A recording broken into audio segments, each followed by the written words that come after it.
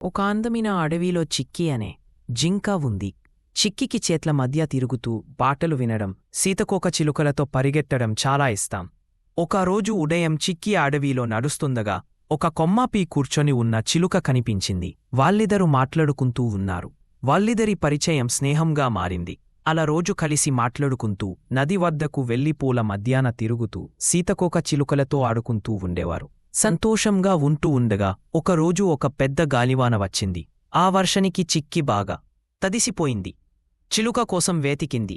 చిలుక ఎక్కడా కనిపించలేదు. అదే సమయంలో చిలుక పెద్ద ఆకులను తీసుకువచ్చి చిక్కి వర్షంలో తడవకుండా ఉండటానికి ప్రయత్నిస్తుంది. చిక్కి అది చూసి చాలా ఆనందం వేస్తుంది. వర్షం తగ్గక వాళ్ళిద్దరూ కలిసి ఆకాశంలో ఇంద్రధనుస్సుని చూస్తూ ఉంటారు. అడవిలో అందరూ వారి స్నేహానికి ఆనందంగా ఉన్నారు. కథలోని నీతి: రెండు వేర్వేరు జాతులైనా వాళ్ళ మధ్య ఉన్న మమకారం మాత్రం ఒకటే.